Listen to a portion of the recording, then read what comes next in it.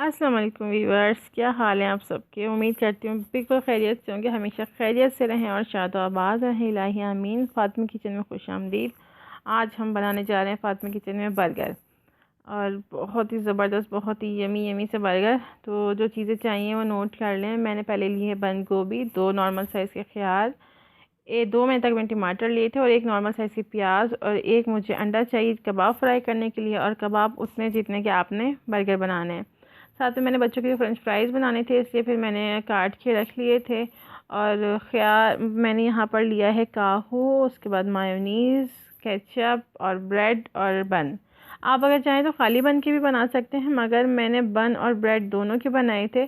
तो अब आपके ऊपर डिपेंड करता है कि फिर आपने कैसे बनाने हैं। तो जनाब आए फिर अब हम इस प्रोसेस को सब शुरू करते हैं। बिस्मिल्लाहिर्रहमानिर्रहीम। सबसे पहले मैंने अंडा यहाँ पर फेंट लिया था, और अब मैं कबाब फ्राई करने लगी हूँ। और अच्छा, ये कबाब मैं पहले से बना के रखे हुए होते हैं। मैं कबाब घर में हमेशा मेरे बने हुए होते हैं, बस वो मैंने फ्रीज़र से निकालने और फिर फ्राई कर लिया। और ख़ासतौर पर अगर मैं कहीं बाहर गई हुई हूँ, आउटसाइड हूँ, और फिर अगर मुझे देर हो गई आने में, तो ये मेरी बहुत ज़्यादा हेल्प करते हैं।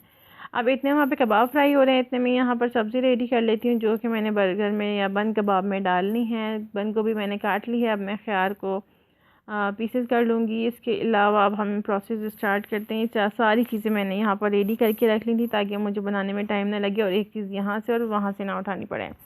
अब सबसे पहले मैंने बन पे मायोनीज़ लगा लिया था। आप अपनी मर्ज़ी के हिसाब से आप लगा लें। अगर आपको चटनी या केचप अच्छा लगता है तो आप वो लगा लीजिए, मगर हम बच्चों की वजह से स्पाइसेस हम बहुत ज़्यादा कम यूज़ करते हैं, इसलिए फिर मैंने यहाँ पर मायोनीज़ लगाया है।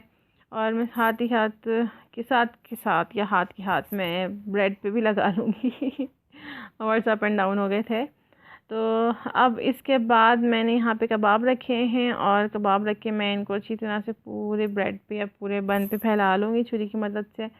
और अब ये देखें जनाब, ये एक साथ इतनी स्पीड से काम हो रहा है कि दो दो चीज़ें एक साथ रेडी हो रही हैं।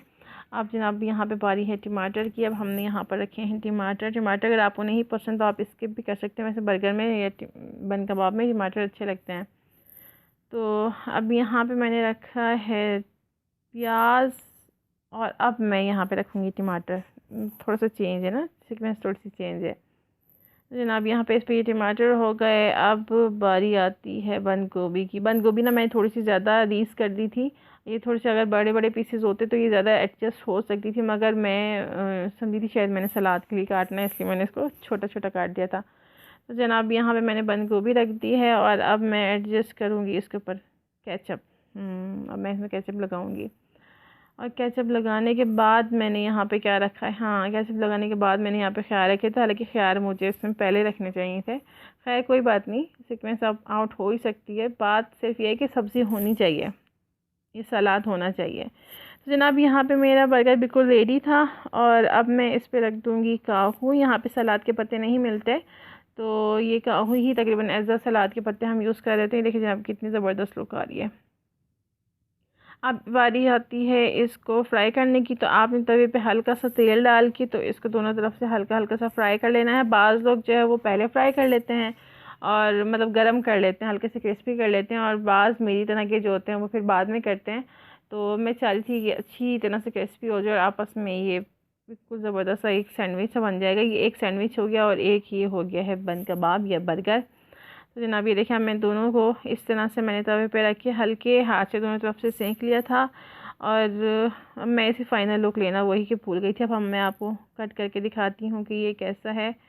तो जनाब ये इतना कुछ ज़बरदस्त बना था। यहाँ पे देखें बिल्कुल लेयर्स है, ना सब्ज़ी आउट है ना कबाब अपनी जगह से हिला है, बिल्कुल बस एक ही छोटी सी बंद गोभी बाहर आ गई थी। उम्मीद करती हूँ आज की रेसिपी आपको पसंद आई होगी। अगर पसंद आई तो प्लीज़ लाइक और सब्सक्राइब करना मत भूलिएगा। मुझे सपोर्ट करें। अगली रेसिपी तक खुदा हाफिज़।